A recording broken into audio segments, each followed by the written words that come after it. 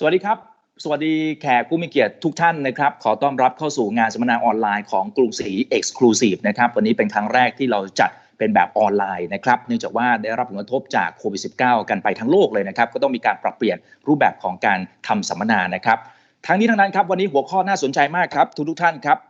Catching in on fixed income opportunities amidst virus worries นะครับเราจะมาค้นหาโอกาสในการลงทุนในตลาดตราสารหนี้ท่ามกลางความวิตกกังวลจากโควิด -19 นั่นเองนะครับซึ่งณเวลานี้เราก็เห็นแล้วนะครับว่าตลาดนั้นมีความผันผวนมากๆไม่ว่าจะเป็นตลาดเงินตลาดทุนรวมไปถึงตลาดตราสารหนี้ด้วยแต่จริงๆแล้วยังคงมีโอกาสในการลงทุนให้กับพวกเราอยู่นะครับโอกาสที่ว่าจะเป็นอย่างไรเดี๋ยวรอติดตามชมนะครับวันนี้เราได้รับเกียรติจากทางด้านของผู้เชี่ยวชาญมากถึง2ท่านที่จะมาร่วมแลกเปลี่ยนประสบการณ์นะครับแล้วก็ให้ข้อมูลกับทุกๆท่านด้วยนะครับเอาละครับก่อนที่จะเข้าสู่ช่วงเวลาของการเสวนาผมขออนุญาตเรียนเชิญคุณกนกวรรณสุภนันตฤกษ์ครับผู้ช่วยกรรมการผู้จัดการใหญ่ผู้บริหารสายงานธุรกิจสาขาและบริหารความสัมพันธ์ลูกค้า High Net Worth ธนาคารกรุงศรีอยุธยาจำกัดมหาชนกล่าวต้อนรับแขกผู้มีเกียรติครับขออนุญาตเรียนเชิญครับสวัสดีค่ะลูกค้ากรุงศรี Exclusive ทุกท่านขอต้อนรับทุกท่านเข้าสู่กรุงศรี Exclusive Live Seminar ที่ทางธนาคารกรุงศรีอยุธยาร่วมกับบริษัทหลักทรัพย์จัดการกองทุนกรุงศรีจัดขึ้นในหัวข้อ Catching in on fixed income opportunity amidst virus worries ครั้งนี้เป็นการพบกันที่แตกต่างจากทุกครั้งนะคะเนื่องจากสถานการณ์โควิดทำให้เราต้องเว้นระยะห่างทางสังคมเพื่อช่วยกันป้องกันและลดการแพร่ระบาดของไวรัสโควิดแต่อย่างไรก็ตามธนาคารไม่ได้หยุดที่จะหาทางเลือกใหม่ๆในการลงทุนให้กับท่านเพื่อให้ทุกท่านสามารถสร้างผลตอบแทนได้และในวันนี้เราได้รับเกียรติจากมิสเตอร์แมทธิววิวัส Senior Vice President and Credit Product Strategist จากบริษัทพิมโก้และคุณเกียรติศักดิ์ปรีชาอนุสรณ์ผู้อำนวยการฝ่ายการลงทุนทางเลือกบลจ.กรุงศรีมาแชร์มุมมองในการลงทุนตราสารหนี้พร้อมทั้งให้ข้อมูลเชิงลึกของกองทุนเปิด Diversified Income ที่เราจะเริ่มมี IPO กันในวันที่ 19-26 พฤษภาคมนี้ค่ะดิฉันหวังเป็นอย่างยิ่งว่าทุกท่านจะได้รับข้อมูลที่เป็นประโยชน์และก็ขอบคุณทุกท่านที่ให้ความเชื่อมั่นในการใช้บริการธนาคารกรุงศรีมาโดยตลอดค่ะขอให้ทุกท่านมีสุขภาพที่แข็งแรงและผ่านพ้นวิกฤตนี้ไปด้วยกันนะคะขอบพระคุณค่ะ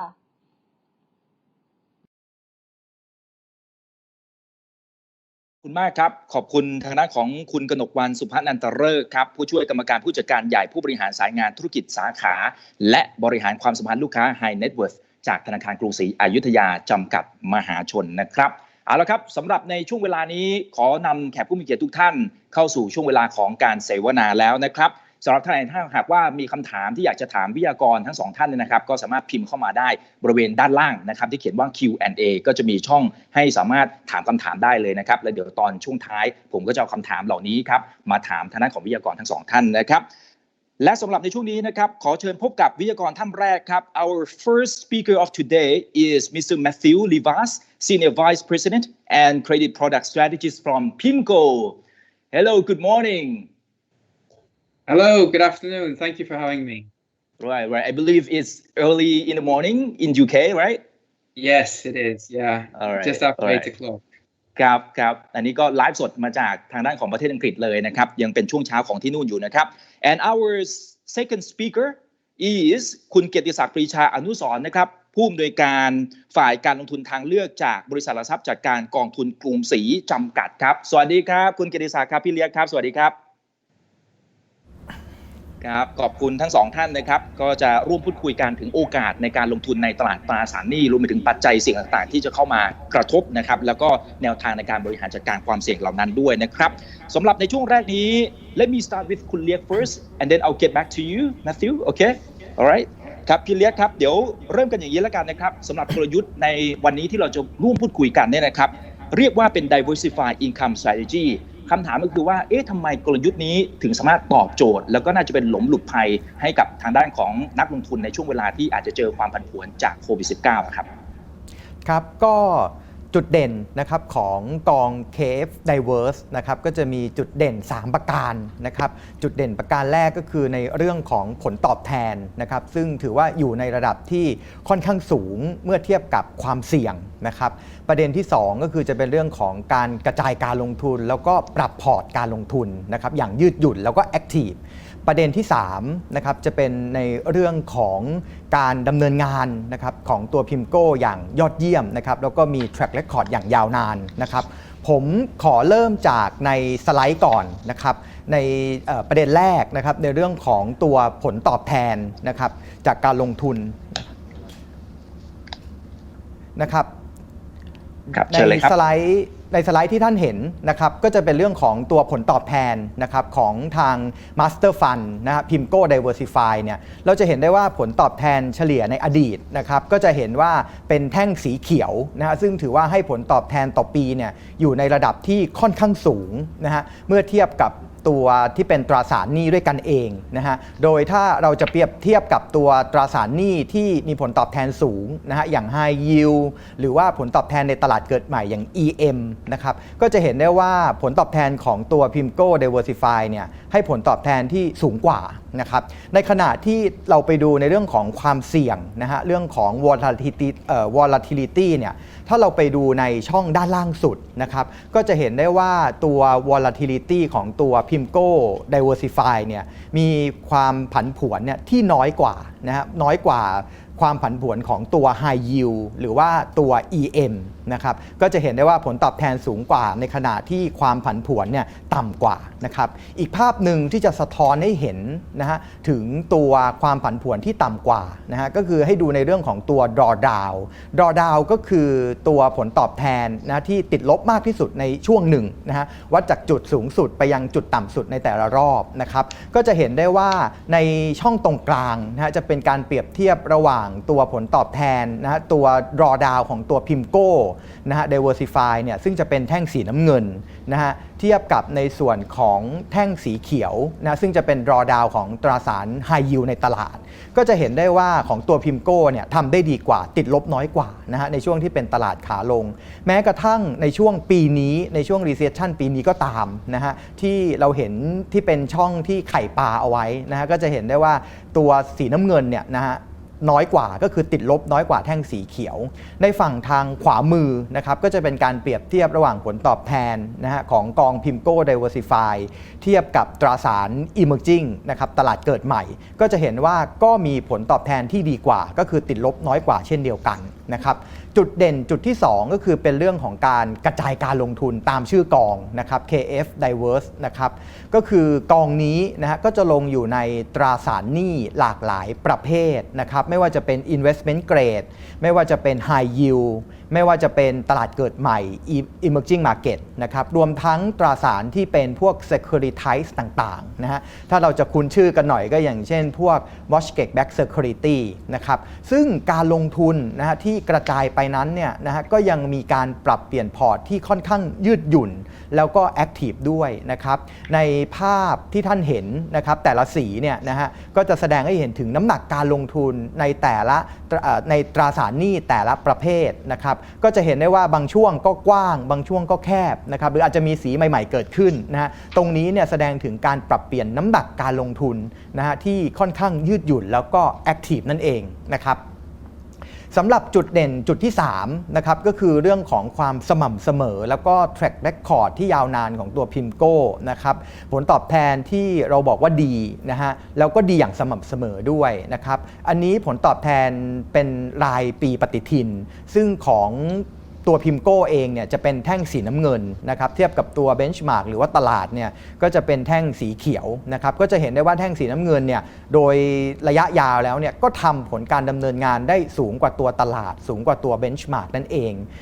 แล้วเมื่อเราไปเปรียบเทียบกับทางคู่แข่งในอุตสาหกรรมเพียร์ของกองประเภทเดียวกันเนี่ยกอง PIMCO Diversify เนี่ยก็ถือว่าอยู่ในระดับท็อปของอุตสาหกรรมเช่นเดียวกันนะครับและสิ่งที่สำคัญที่สุดณปัจจุบันนี้เลยเนี่ยคือเรื่องของคุณภาพในการลงทุนนะฮะซึ่งผมคิดว่าเป็นหัวใจที่สำคัญมากๆสำหรับการลงทุนในช่วงที่เกิด recession ณขณะนี้นะครับคุณภาพของตัว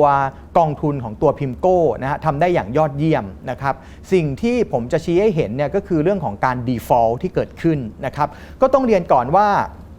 การผิดนัดชำระหนี้นะฮะก็เป็น สิ่งที่เกิดขึ้นได้นะเป็นเรื่องปกติสำหรับการลงทุนในตราสารหนี้ที่เป็นเครดิตอยู่แล้วนะครับเพียงแต่ว่าสิ่งที่สำคัญที่สุดก็คือเราจะต้องทำให้การ default เนี่ยน้อยที่สุดเท่าที่จะน้อยได้นะครับซึ่งถ้าเราไปดูประวัตินะของตัวพิมโก้เนี่ยนะฮะ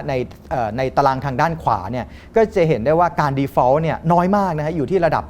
0.3% เท่านั้นเองนะครับโดยถ้าเราไปลงในรายละเอียดนะครับเราจะเห็นได้ว่าตราสารที่เป็น high yield นะครับที่เป็นตารางช่องที่3นะทางด้านขวาเนี่ยจะเห็นได้ว่าปกติแล้วเนี่ย high yield จะมีการ default เนี่ยอยู่ที่ประมาณ 4-5% เป็นเรื่องปกติอยู่แล้วนะครับแต่ว่าตัวของพิมโก้เองเนี่ยบริหารได้อย่างยอดเยี่ยมนะครับ default แค่เพียง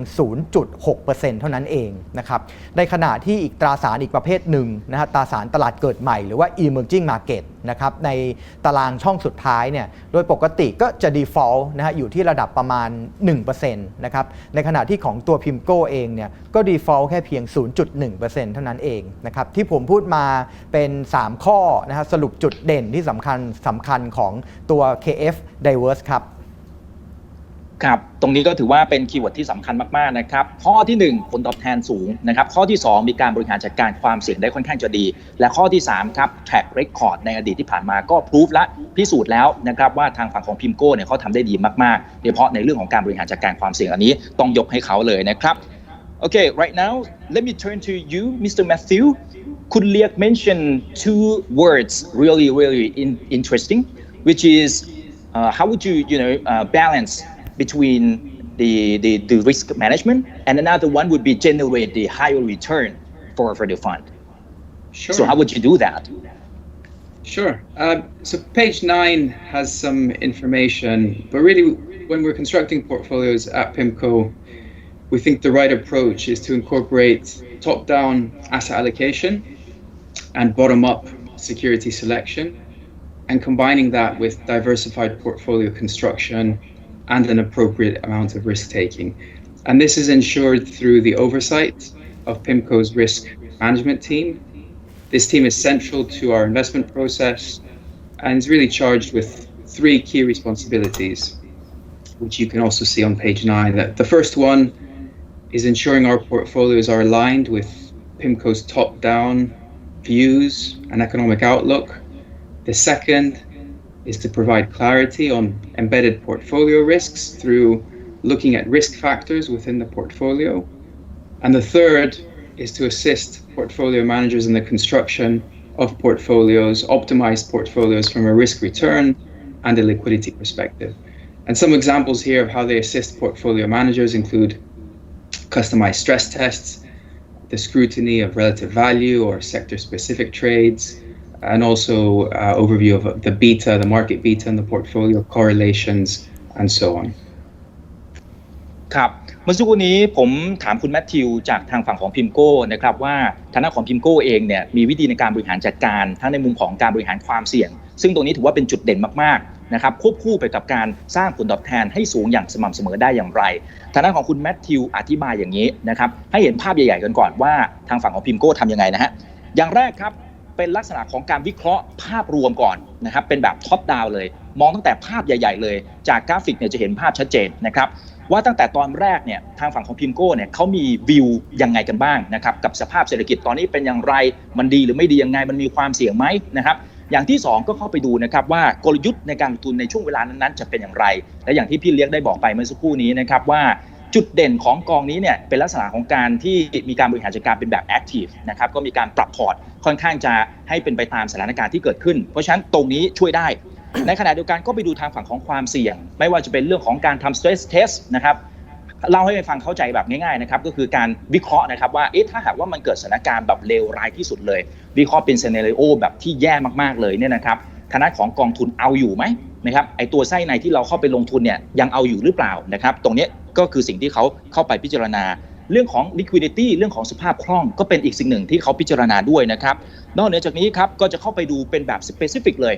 สำหรับตัวตราสารหนี้ที่เขาเข้าไปลงทุนนะครับว่ามันมีความเสี่ยงในมุมไหนบ้างเพราะฉะนั้นตรงนี้เท่ากับว่าเป็นการมองแบบครบเลยนะฮะ360องศาตั้งแต่ภาพใหญ่ลงมาจนถึงภาพย่อยๆตัวสินทรัพย์ที่เขาจะเข้าไปลงทุนนั่นเองครับ please So I just want to also reference page 10 in the presentation.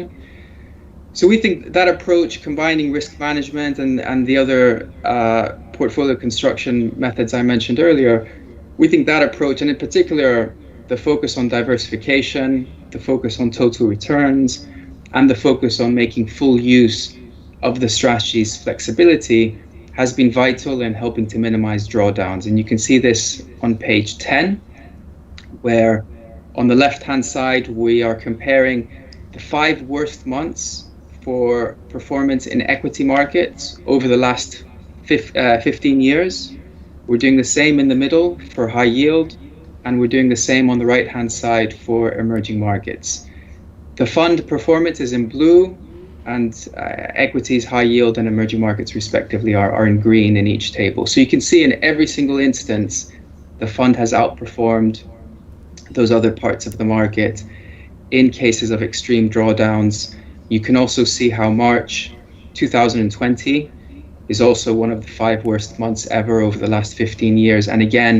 during that month, the fund outperformed on the downside, both equities and high yield, as well as emerging markets. ครับสำหรับภาพนี้ผมว่าเป็นจุดที่น่าสนใจมากๆนะครับแขกผู้มีเกียรติทุกท่านครับคือแนวทางในการที่จะบริหารจัดการคำว่า drawdown เนี่ยคือโอกาสในการขาดทุนนะครับเขาจะพยายามที่จะทำให้มันน้อยมากที่สุดเท่าที่จะสามารถทำได้ในเรื่องของการบริหารจัดการความเสี่ยงเหล่านี้เนี่ยนะครับซึ่งตรงนี้เนี่ยก็ถือว่าเป็นจุดเด่นของเขาเพราะเขามีความ flexible นะครับหรือว่าความยืดหยุ่นในเรื่องของการบริหารจัดการความเสี่ยงในการลงทุนสิ่งที่เราเห็นในภาพนี้นะครับคืออะไรฮะแบ่งเป็น3คอลัมน์ก็เป็นภาพคล้ายๆกับที่พี่เล็กได้เรียนไปตั้งแต่ตอนต้นนะครับฝั่งซ้ายมือเอาภาพให้เห็นกันจะๆเลยนะครับว่า15 ปีที่ผ่านมาเนี่ยนะครับมันมีช่วงไหนบ้างในช่วงที่ตลาดหุ้นเนี่ยนะครับให้ผลตอบแทนที่ค่อนข้างจะย่ำแย่มากที่สุดในรอบประมาณ15 ปีที่ผ่านมาตรงกลางนะครับคือตัวที่เป็น high yield นะครับหรือว่าพันธบัตรที่ให้ผลตอบแทนสูงหน่อยความเสี่ยงมันก็จะตามมาใช่ไหมครับเขาเอาคัดเลือกเฉพาะปีที่ให้ผลตอบแทนที่มันแบบแย่ที่สุดเลยนะครับในรอบประมาณ15 ปีที่ผ่านมาก็อยู่ตรงกลางนะครับส่วนทางฝั่งของขวามื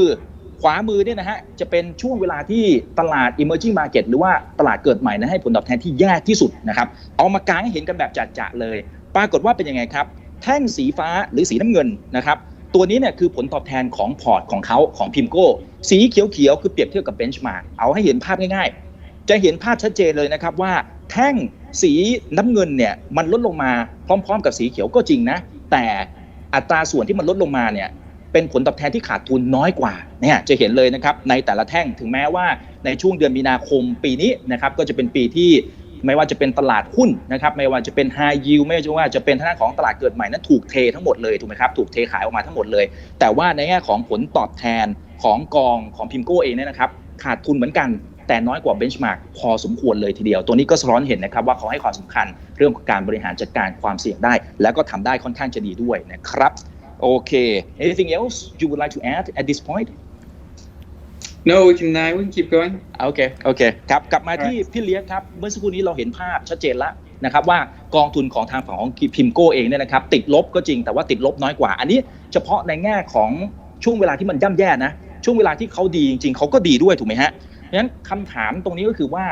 สำหรับกองเนี่ยที่เขาเน้นกองทุนตราสารหนี้เป็นหลักเลยเนี่ยนะครับทำไมพี่เล็กถึงมองว่าเป็นจังหวะที่ดีสำหรับการลงทุนในตอนนี้ครับครับสำหรับปีนี้นะครับผลตอบแทนของกองตราสารหนี้นะที่เป็นกองตราสารหนี้ต่างประเทศที่เป็นเครดิตนะครับในปีนี้เนี่ยก็จะปรับลดลงมานะพอสมควรนะครับนักลงทุนหลายท่านก็อาจจะเริ่มกลัวนะหรือเริ่มวิตกนะครับแล้วก็อาจจะไม่กล้าเข้ามาลงทุนนะครับแต่จริงๆแล้วเนี่ยผมอยากจะชี้ให้เห็นนะครับว่าจริงๆแล้วเนี่ยในช่วงที่เกิดวิกฤตแบบนี้แหละนะฮะมันจะเป็นโอกาสในการลงทุนแล้วก็จะให้ผลตอบแทนเนี่ยที่อยู่ในระดับที่ถือว่าสูงมากนะครับถ้าเราดูผลตอบแทนที่ท่านเห็นนะครับในส่วนที่เป็นแท่งทั้งสีส้มแล้วก็สีเขียวนะฮะอันนี้จะเป็นผลตอบแทนของกองพิมโก้ Diversify ทั้ง2กองนะเพียงแต่ว่ามันเป็น2แชร์คลาสนะครับพอดีว่าข้อมูลปี 08 เนี่ยเราหาของแชร์คลาสที่ลงไม่ได้เราก็เลยเอาของ อีกแชร์คลาสหนึ่งมาให้เห็นภาพเปรียบเทียบนะครับซึ่งผลการดำเนินงานเนี่ยมันจะล้อไปด้วยกันนะครับเราจะเห็นภาพที่เราวงไว้ทางด้านขวาสุดเลยนะฮะผลตอบแทนของกองพิมโก้นะฮะ Diversify กองนี้เนี่ยนะฮะเราลงทุนถ้าเราลงทุนในปี 08 แล้วปรากฏว่าในช่วงนั้นเนี่ยผลตอบแทนมันติดลบไปค่อนข้างเยอะนะครับปรากฏว่าเราถือเอาไว้อีกสักพักหนึ่งนะหรือเราเข้าไปเริ่มลงทุนนะฮะในช่วงปี 08 ที่มันเกิด recession เนี่ยจะเห็นได้ว่าผลตอบแทนในปี 09 ในปีถัดมานะฮะอีกแค่ประมาณแค่ปีเดียวเท่านั้นเองเนี่ยผลตอบแทนเนี่ยขึ้นมาสูงกว่าเกินระดับ 25% ได้นะครับเพราะฉะนั้นเองนะฮะเราลองไล่มาดูนะฮะว่าโอกาสในช่วง11ปีที่ผ่านมานะฮะหลังจากปี 08 แล้วเนี่ยมันก็ไม่ได้เกิด recession อีกเลยนะฮะจนกระทั่งมาเกิดอีกครั้งเนี่ยก็คือในปีนี้นะครับผลตอบแทนในไตรมาส 1 ถึงสิ้นเดือนมีนาคมนะครับก็จะเห็นผลตอบแทนเนี่ยก็ติดลบลงมาเยอะเช่นเดียวกันนะฮะเพราะว่ามันก็ถือว่าเป็นอยู่ในช่วงที่เกิด recession นะครับเพราะฉะนั้นเองนะก็มีโอกาสที่เราลงทุนในณขณะนี้นะครับผมก็เชื่อว่าในระยะถัดไปนะฮะในอีกปีกว่าหลังจากนี้เนี่ยน่าจะสร้างผลตอบแทนที่อยู่ในระดับสูงนะครับให้สำหรับกองทุนได้นะครับซึ่งเดี๋ยวเราจะมาดูในเรื่องของตัวรายละเอียดของการลงทุนด้วยนะครับว่าแล้วยังมีจุดไหนนะที่เรายังกังวลนะนักลงทุนยังไม่สบายใจอยู่เนี่ยเดี๋ยวเราจะมาดูว่าจริงๆแล้วเนี่ยมันแย่หรือว่ามันเลวร้ายอย่างที่คิดหรือเปล่านะครับถ้าเราไปดูสัดส่วนการลงทุนนะครับสำหรับกองทุน PIMCO Diversify นะครับใน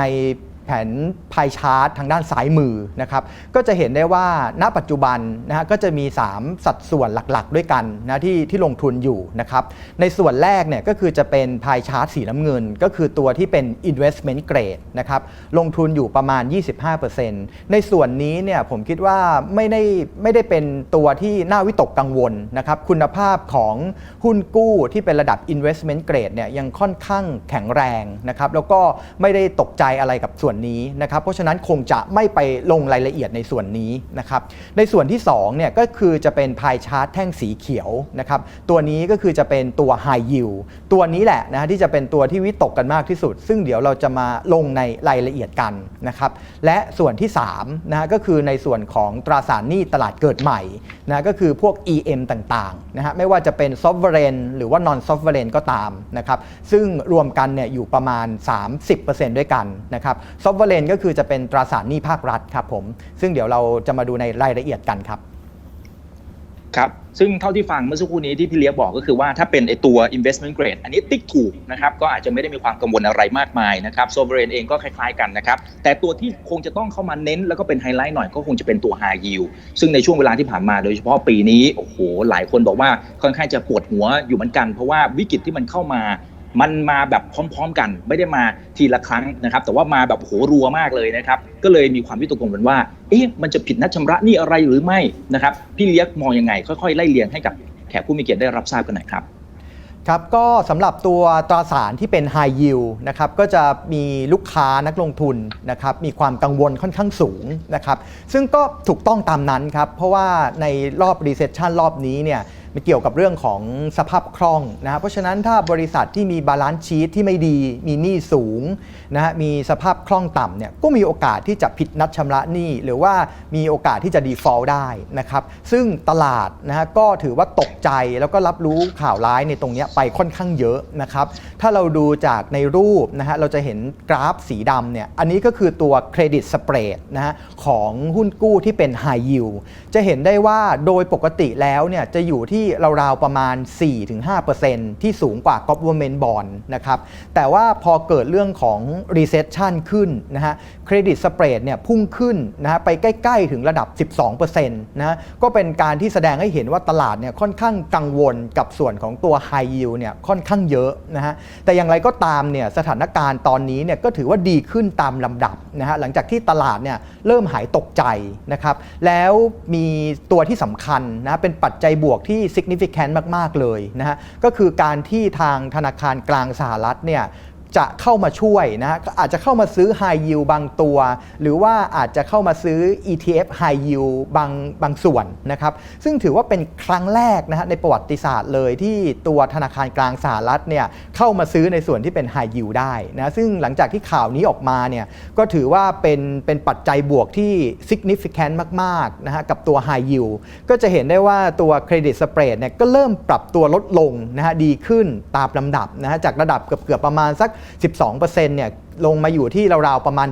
8-9% ด้วยกันนะครับคราวนี้ผมอยากจะให้เห็นภาพนะฮะว่าตอนนี้เนี่ยเพื่อที่เราจะให้เห็นภาพชัดเจนเนี่ยเราลองยกตัวอย่างที่เป็นตุ๊กตาขึ้นมานะครับก็ต้องเรียนก่อนว่าก็จะเป็นการคำนวณแบบหยาบๆแบบคร่าวๆเพื่อที่จะให้เห็นภาพนะครับว่าถ้าตอนนี้เนี่ยเราเข้าไปซื้อ High Yield นะครับเราจะได้อะไรแล้วเราจะเสียอะไรนะครับจากข้อมูลในอดีตที่ผ่านมาเนี่ยถ้าเราเข้าไปลงทุนในส่วนที่เป็น High Yield ตอนที่ Credit Spread เนี่ยสูงกว่า 8% เนี่ยนะครับในระยะเวลา 12 เดือนหลังจากนั้นเนี่ยโดยปกติแล้วเนี่ยจะได้ผลตอบแทนเนี่ยสูงกว่า 20% ด้วยซ้ำไปนะเราลองมาดูว่ามันจะเกิดขึ้นได้อย่างไรนะครับเราลองดูทางด้านฝั่งซ้ายก่อนนะสิ่งที่เราจะได้จากการซื้อ High Yield ในวันนี้เนี่ย1ก็คือเรื่องของอัตราดอกเบี้ยที่อยู่ในระดับที่ค่อนข้างสูงนะครับเราก็เอา Credit Spread บวกด้วยกับด้วยอัตราดอกเบี้ยของพันธบัตรรัฐบาลซึ่งจริงๆแล้วมันมีน้อยมากนะครับ Let's say รวมกันว่าอาจจะประมาณสักปีละ 9.6%นะครับอันนี้คือส่วนแรกที่เราได้ดอกเบี้ยในระดับที่สูง2ก็คือเรามีโอกาสที่จะได้ Capital Gain นะฮะเราจะได้มาอย่างไรนะฮะก็คือตัว Credit Spread เนี่ยที่มันสูงผิดปกตินะครับพอสถานการณ์นะเริ่มดีขึ้น Credit Spread นะภายใน1ปี2ปีหลังจากนี้เนี่ยก็จะต้องแคบลงนะฮะมาอยู่ในระดับปกตินะฮะอาจจะอยู่ในระดับประมาณ 4-5% เพราะฉะนั้นเราจะได้ส่วนที่เรียกว่า Capital Gain ที่เกิดขึ้นถามว่าเราจะลองคำนวณภาพให้เห็นว่ามันจะมากน้อยขนาดไหนนะครับเราลองดูฮะถ้า Credit Spread ลดลงจาก 9 ลงมาเหลือสัก 5% นะฮะหมายความว่าส่วนที่แคบลงคือ 4% นะครับนี่คือส่วนที่เราจะได้นะฮะแล้วก็ต้องเอาไปคูณกับด้วยอายุหรือว่า duration ของตราสารที่เราถือเอาไว้นะครับผมยกตัวอย่างเช่นถ้าเกิดว่าตราสารเรามี duration สัก 4 ปีนะฮะ spread แคบลงสัก 4% น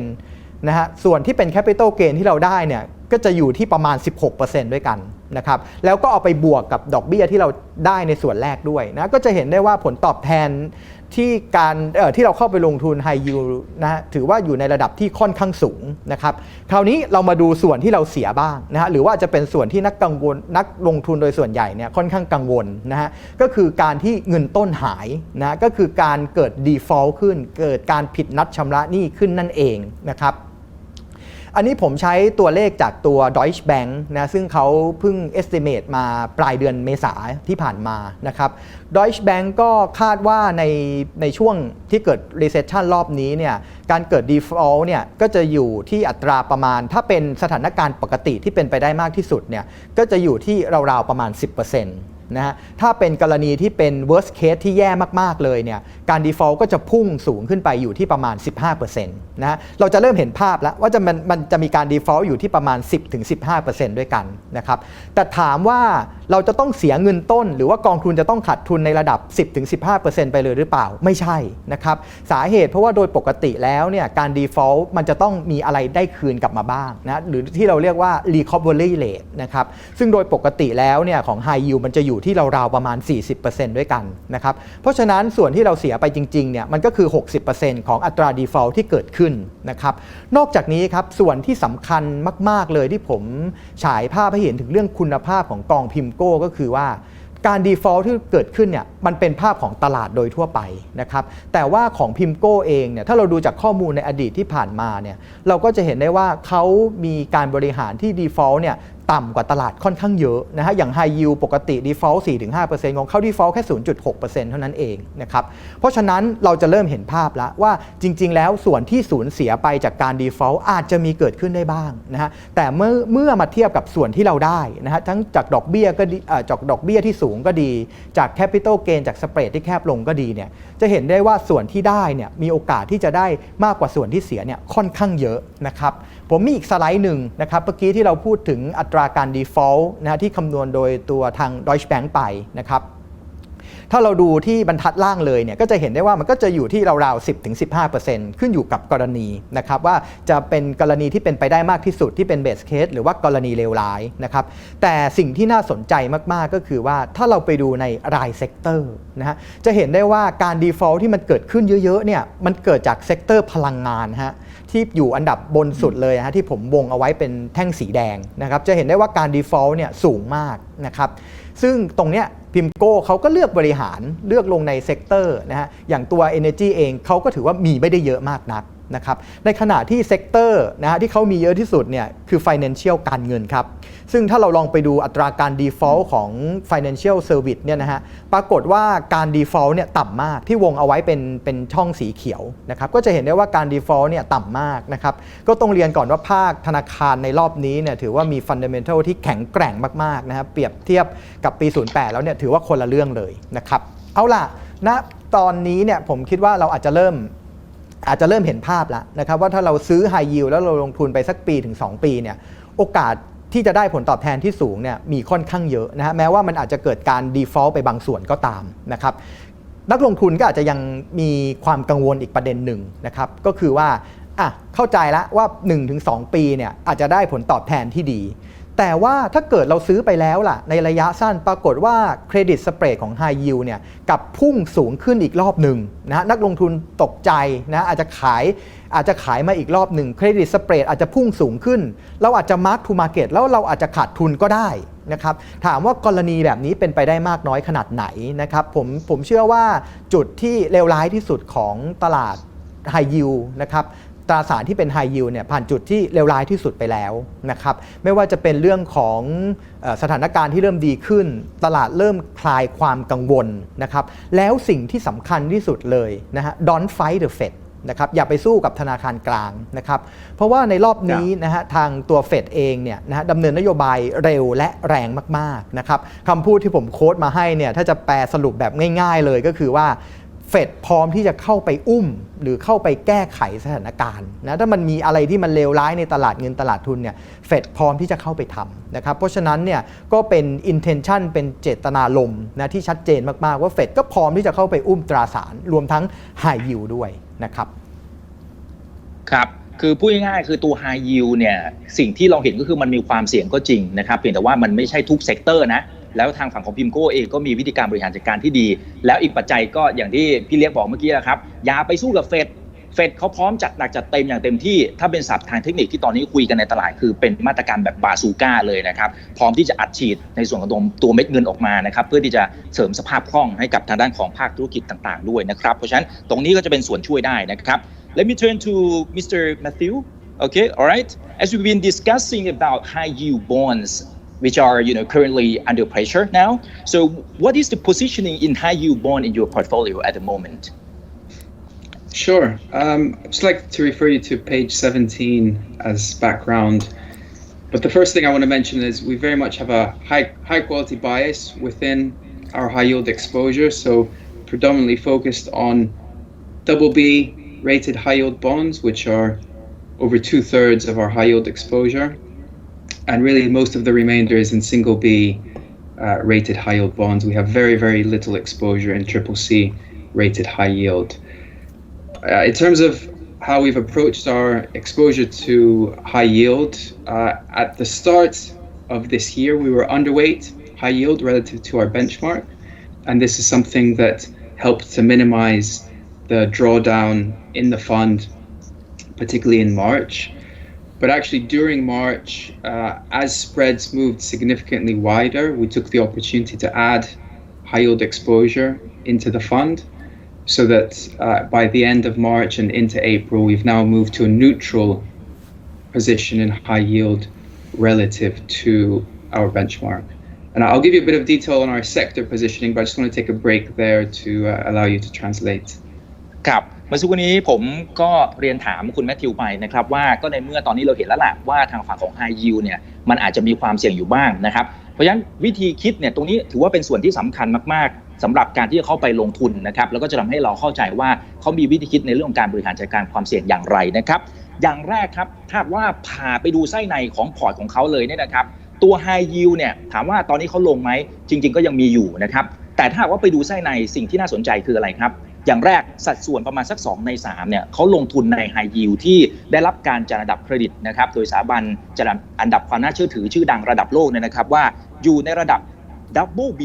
นะครับเพราะฉะนั้นตรงนี้มันไม่ได้แย่เลยนะอันดับถือว่าดีมากเลยนะครับอันนี้สัดส่วน2ใน3ส่วนใหญ่ซะด้วยซ้ำที่เหลือก็จะเป็นระดับ B นะฮะแล้วก็มีน้อยมากที่เป็นระดับ Triple C เพราะฉะนั้นในเรื่องของความเสี่ยงตัวนี้ก็พอที่จะเบาใจลงได้แต่เสน่ห์ของกองนี้คืออะไรครับเสน่ห์ของกองนี้คือการที่สามารถบริหารจัดการในเรื่องของการปรับพอร์ตได้อย่างยืดหยุ่นตามในช่วงแต่ละระยะเวลานะครับอย่างเช่นในช่วงต้นปีพอเจอเจ้าโควิด -19 เข้าไปเนี่ยนะครับผลกระทบอย่างที่เราเห็นนะครับก็สร้างความปั่นป่วนในทุกแวดวงทั้งตลาดเงินและตลาดทุนเพราะฉะนั้นสิ่งที่กองทุนของพิมโก้ทำก็คือการลดความเสี่ยงลงมานะครับการลดการถือครอง High Yield นะครับแต่พอสถานการณ์นั้นเริ่มดีขึ้นนะครับเริ่มที่จะเห็นแล้วนะครับว่าสำหรับธนาคารกลางแต่ละประเทศเริ่มใช้มาตรการต่างๆพิมพ์เงินออกมานู่นนี่นั่นนะครับก็เลยทำให้สถานการณ์ High Yield เริ่มดูดีมากขึ้นเพราะฉะนั้นเขาก็เริ่มกลับมาถือ position มากยิ่งขึ้นนะครับตัววิวเนี่ยจากเดิมเนี่ยอาจจะติดลบนะอาจจะไม่ค่อยให้น้ำหนักมากนะครับในช่วงต้นปีเพราะว่ามองว่าอาจจะมีความเสี่ยงพอในช่วงนี้เองเริ่มที่จะปรับมุมมองนะครับมาอยู่ในระดับที่เขาเรียกว่าเป็นแบบ neutral นะครับเป็นแบบกลางๆละเดี๋ยวเขาจะเล่าต่อนะครับว่าเซกเตอร์แต่ละเซกเตอร์ที่เขาเข้าไปลงทุนเนี่ยมีอะไรกันบ้างครับ Please go on. Sure.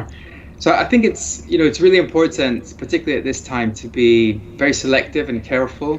with respect to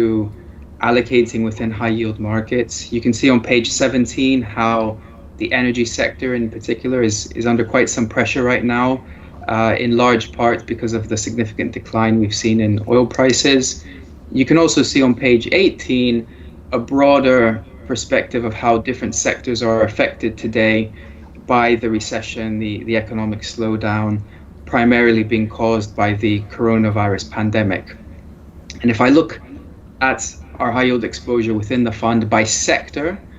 our largest underweights are in more cyclical sectors like raw materials, also in energy, particularly smaller US high yield energy issuers where we've had almost no exposure. We're also underweight asset light sectors such as entertainment, for example. Our largest overweights have been and remain in financials, so banks, national champion banks, names I think you will have heard of like Barclays and Santander. Here our positions are in the contingent convertible securities. We also have a key overweight in the cable telecom sector, where again this is a sector that's very resilient and very defensive and more insulated by the present economic environment, or from the present economic environment. ครับโอเค alright โอ้โหนี่ผมว่าเป็นสิ่งที่น่าตื่นเต้นมากเลยนะครับคีย์เวิร์ดที่สำคัญก็คือว่าเวลาที่เขาจะเข้าไปลงทุนไม่ได้ดูเฉพาะในเรื่องของอันดับเครดิตน่าเชื่อถืออย่างเดียวแต่ว่าต้องไปดูด้วยนะครับว่าจะเลือกลงทุนในกลุ่มไหนอันนี้เป็นสิ่งที่สำคัญมากๆครับอย่างเช่นในช่วงต้นปีที่ผ่านมาแม้กระทั่งจนถึงตอนนี้เนี่ยนะครับก็จะเห็นว่ากลุ่มพลังงานกลุ่มน้ำมันเองเนี่ยโอ้โหเจอแรงกระแทกกันไปเยอะพอสมควรทั้งทางฝั่งของดีมานด์ที่หายไปจากโคโรนาไวรัสนะครับอันนั้นคือประเด็นหนึ่งหรือแม้กระทั่งทางฝั่งของซัพพลายมีช่วงหนึ่งก็อีรุงตุงนางเลยใช่ไหมครับที่มหาอำนาจเนี่ยเขาก็ปั๊มน้ำมันออกมาสักระยะหนึ่งในช่วงเช้าที่ผ่านมาซาอุดิอาระเบียกลับลำแล้วนะครับแล้วก็หาข้อตกลงตรงกลางกับโอเปกได้ในช่วง 2-3 สัปดาห์ก่อนหน้านี้แต่ว่าอย่างไรก็ตามราคาน้ำมันยังคงปรับตัวลดลงมาอยู่นะครับเพราะฉะนั้นกลุ่มนี้เป็นกลุ่มที่เปราะบางมากๆนะครับเพราะฉะนั้นก็จะอันเดอร์เวทนะครับก็จะมีค่อนข้างจะน้อยนะครับหรืออาจจะไม่มีเลยบางช่วงเวลานะครับนอกเหนือจากนี้กลุ่มที่อันเดอร์เวทนะครับก็จะเป็นกลุ่มพวกประเภทแบบเอนเตอร์เทนเมนต์นะครับพวกบันเทิงอะไรต่างๆตัวนี้ลดพอร์ตลงไปก่อนนะครับเพราะว่าแน่นอนสถานการณ์ที่เราเห็นอยู่ณตอนนี้เนี่ยล็อกดาวน์หลายๆประเทศยังไม่ทันปลดเลยถูกไหมฮะเพราะฉะนั้นจะไปเรื่องของบันเทิงอะไรต่างๆก็คงจะไม่ได้นะครับรายได้ของกลุ่มนี้หายไปแน่นอนก็เลยอันเดอร์เวทด้วยแล้วคำถามที่สำคัญก็คือว่าแล้วทางฝั่งของพิมโก้ให้ความสำคัญกับกลุ่มไหนล่ะตอนนี้มีอยู่2กลุ่มนะครับที่ทางด้านของคุณแมทธิวบอกไปเมื่อกี้กลุ่มแรกกลุ่มธนาคารนะครับสถาบันการเงินตอนนี้โอ้โหมาแรงมากๆเลยนะครับสำหรับช่วงเวลาแบบนี้แข็งแรงมากๆนะฮะอาจจะเป็นเพราะส่วนหนึ่งเขาอาจจะเรียนรู้จากวิกฤตรอบที่มันผ่านมาแล้วนะครับฉะนั้นในเรื่องของสถานะทางการเงินถือว่าดี asset quality นะครับหรือว่าคุณภาพของสินทรัพย์อันนี้ยกนิ้วให้เลยดีมากนะครับเพราะฉะนั้นก็จะเข้าไปลงทุนเช่นทางฝั่งของ Barclays นะครับ Barclays นะครับขออภัย Barclays นะครับก็ถือว่าเป็นธนาคารยักษ์ใหญ่ระดับโลกเลยนะครับอันนี้เป็นตัวอย่างอีกหนึ่งเซกเตอร์ที่น่าสนใจ คือพวกเทเลคอมพวกเคเบิลนะฮะพวกโทรคมนาคมอะไรต่างๆตัวนี้น่าสนใจมากเอาง่ายๆอย่างตอนนี้ที่เราคุยกันอยู่นะครับมันก็ผ่านช่องทางของออนไลน์ถูกไหมครับมันก็มีเรื่องของดีมานด์ความต้องการทางฝั่งของโทรคมนาคมอันนี้ก็เพิ่มสูงขึ้นอย่างก้าวกระโดดเพราะฉะนั้นตรงนี้น่าสนใจมากๆแล้วก็คือเซกเตอร์ที่เล่าให้ฟังคร่าวๆนะครับว่าเขาถึงสนใจเขาไปลงทุน Anything else you would like to add? No, not at this time. Okay. Thank you. Yeah. Okay. Alright ครับเอาสำหรับในช่วงนี้นะครับก่อนที่จะเข้าไปสอบถามพี่เลี้ยงนะครับผมขออนุญาตประชาสัมพันธ์ทุกท่านนะครับขอความกรุณาแขกผู้มีเกียรติทุกท่านนะครับสามารถที่จะ1คือถามคำถามได้บริเวณด้านล่างนะครับก็จะมีเขียนคำว่า Q&A อันนี้พิมพ์เข้ามาได้เลยนะครับและอย่างที่2นะครับขออนุญาตรบกวนทำแบบสอบถามซึ่งก็อยู่ด้านล่างของหน้าจอนะครับยังไงก็จะได้เป็นการพัฒนาฟีดแบ็กต่างๆให้กับทางด้านของการจัดทำสัมมนาครั้งต่อๆไปให้กับพวกเราด้วยนะครับโอเคครับขออนุญาตกลับมาที่พี่เลี้ยงครับเมื่อสักครู่นี้เราพาทัวร์ไปทั่วทั้งโลกแล้วก็พาไปดูไส้ในของพอร์ตแล้วนะครับกลับมาดูทางฝั่งของตลาดเกิดใหม่กันบ้าง Emerging Market ตอนนี้ยังสบายดีอยู่ไหมครับครับถ้าเราพูดถึงประเด็นของกลุ่มที่เรากังวลนะก็จะมี 2 กลุ่มที่เราพูดไปนะคือตัวแรกก็คือตัว High Yield นะครับอันนี้เนี่ยอาจจะวิตกมากหน่อยนะแต่เมื่อกี้เราก็ดูถึงคุณภาพไปแล้วนะครับดูของราคาที่เราจะได้ไปแล้วนะครับคราวนี้อีกส่วนหนึ่งก็คือในเรื่องของตัว Emerging Market นะครับของตัวตลาดเกิดใหม่นะครับถ้าความกังวลเนี่ยมันจะมีอยู่ด้วยกัน2ส่วนนะฮะส่วนแรกก็คือเป็นเรื่องของโอกาสที่เครดิตสเปรดเนี่ยจะปรับตัวเพิ่มสูงขึ้นหรือโอกาสที่ตัวตลาดตราสารตัวตลาด EM เนี่ยจะ default นะครับซึ่งประเด็นในส่วนนี้เนี่ยจริงๆแล้วเนี่ยมันน้อยกว่าส่วนของตัว High Yield นะครับเพราะว่าไอการ default ของตลาดเกิดใหม่แล้วเนี่ยจริงๆการ default เนี่ยค่อนข้างน้อยนะครับโดยเฉพาะโดยส่วนใหญ่แล้วเนี่ยอย่างตัวพิมโก้เองเนี่ยเขาก็เน้นลงทุนอยู่ในตัว EM ที่เป็นรัฐบาลอยู่แล้วนะครับโอกาสที่รัฐบาลจะ default มีไหมมีนะเพียงแต่ว่ามันน้อยมากนะครับซึ่งถ้าเราย้อนกลับไปดูเนี่ยการ default ของ EM ที่เกิดขึ้นในอดีตเนี่ยมีอยู่แค่ราวๆประมาณ 1% เท่านั้นเองนะครับเพราะฉะนั้นก็ดูแล้วก็ไม่ได้เป็นตัวที่น่าตกใจอะไรมากนักนะฮะแล้วก็ยิ่งทางพิมโก้เองเนี่ยเดี๋ยวเขาก็จะมาลงในรายละเอียดนะในการคัดเลือกประเทศในการลงทุนของเขานะฮะแล้วก็ข้อมูลในอดีตของตัวพิมโก้เองเนี่ยก็ default ในส่วนของตัว EM เนี่ยน้อยมากแค่เพียง 0.1% เท่านั้นเองนะครับเพราะฉะนั้นถ้าเราพูดถึงสถานการณ์ในเรื่องของการ default เองเนี่ย EM เนี่ยถือว่าน้อยกว่าตัวของ High Yield ค่อนข้างเยอะนะฮะแล้วก็ถ้าเราไปดูความตกใจหรือความกังวลของตลาดแล้วเนี่ยก็ถือว่าน้อยกว่านะครับกราฟที่ท่านเห็นเนี่ยจะเป็นตัวเครดิตสเปรดของตัวตราสารหนี้ EM ตลาดเกิดใหม่นะฮะจะเห็นได้ว่า High Yield เนี่ยมันขึ้นจาก 4% ขึ้นไปเกือบ 12% นะครับในขณะที่ส่วนของตัว Emerging Market เนี่ยขึ้นจาก 3% ขึ้นไปเป็น 6% แค่นั้นเองนะครับดีกรีของความกังวลเนี่ยน้อยกว่านะครับเพราะฉะนั้นถ้าเป็นในเรื่องของ Fundamental แล้วเนี่ยผมคิดว่าดีกว่าในส่วนของ High Yield ค่อนข้างเยอะนะครับอย่างไรก็ตามครับการลงทุนในส่วนของ EM เนี่ยมันจะมีอีกความเสี่ยงหนึ่งที่บวกเพิ่มเข้ามานะฮะก็คือในเรื่องของตัวค่าเงินนะครับซึ่งณปัจจุบันข้อมูลที่เราเช็คกับทางพิมโก้นะครับในสิ้นเดือนมีนาคมเนี่ยตัว currency นะฮะที่เป็นส่วนในส่วน currency ที่เป็นของตลาดเกิดใหม่เนี่ยพิมโก้ปิดไปเกือบหมดแล้วนะครับแทบจะเกือบ 0% นะครับเพราะฉะนั้นเองเนี่ยก็แทบจะไม่มีความเสี่ยงในเรื่องของค่าเงินของ EM ณขณะนี้เลยนะครับซึ่งประเด็นนี้เนี่ยก็จะแสดงให้เห็นถึงความ active นะฮะการบริหารแบบ active ของพิมโก้ด้วยนะครับครับเท่าที่ดูในส่วนของตัว default อะไรต่างๆเนี่ยนะครับก็ค่อนข้างจะสบายใจนะครับแล้วก็ในเรื่องของการบริหารจัดการความเสี่ยงก็ถือว่าทำได้ค่อนข้างจะดีแต่ต้องถามเจ้าตัวนะครับว่าเขามีวิธีการบริหารจัดการความเสี่ยงอย่างไรแล้วก็ exposure กับทางฝั่งของ EM นั้นเป็นอย่างไรนะครับ Let me turn to คุณ Matthew นะครับ Could you please elaborate on the emerging market exposure at the moment? Sure. So I think you saw on page 19 how emerging market spreads are at or near their wides. If I refer you now to page 20, just to start off with, I'd like to highlight how there's such a broad dispersion of value within emerging markets and emerging markets debt indices. On the one hand, you have AA rated countries like the United Arab Emirates. At the other hand, you have countries that are likely to be restructuring or defaulting soon, like Zambia or Mozambique. About 40% of EM sovereigns are net oil exporters. Many are also dependent on tourism. So it's particularly now, given the pressures on oil and also because of the coronavirus pandemic, it's especially important to be selective within emerging markets. We have been underweight EM in the fund. We modestly increased that underweight in April. And I'll just take a pause there before I go into some detail on the role of EM within the portfolio and how we're positioned today.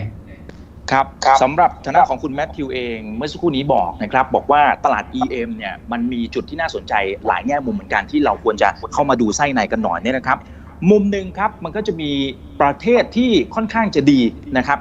คำว่าดีคืออะไรครับถ้าสมมติไปดูพวกอันดับเครดิตอะไรต่างๆก็ถือว่าโอ้โหอยู่ในระดับ Double A เลยนะครับสถานการณ์เงินถือว่าดีมากๆแต่มันก็จะมีอีกบางประเทศนะครับเช่นแซมเบียโมซัมบิกเป็นต้นนะครับที่อันดับเครดิตต่างๆก็อาจจะน่าเป็นห่วงอยู่เหมือนกันโอกาสในการผิดนัดชำระหนี้ก็มีอยู่บ้างเหมือนกันเพราะฉะนั้นคีย์เวิร์ดที่สำคัญคือ EM โดยภาพรวมเนี่ยนะครับสำหรับการลงทุนเนี่ยจะต้องเข้าไปเลือกจะต้อง selective buy จะต้องเข้าไปเลือกในการลงทุนที่ดีเพราะอีกมุมหนึ่งมันก็จะมีบางประเทศนะครับที่เข้าไปพึ่งพิงกับทางส่วนของตัวการส่งออกน้ำมันพอสมควรหรือการพึ่งพิงรายได้จากทางฝั่งของการท่องเที่ยวพอสมควรเพราะฉะนั้นตรงนี้ก็จะมีความเปราะบางอยู่เหมือนกันนะครับเดี๋ยวในช่วงต่อไปเนี่ยคุณแมทธิวจะเล่าให้ฟังนะครับว่าเขาจะมีวิธีการเลือกอย่างไรแล้วประเทศไหนนะครับที่เขามี exposure นะครับ Sure. So, we do like the role that emerging markets debt plays within the portfolio as a diversifier, as a source of high quality carry and yield.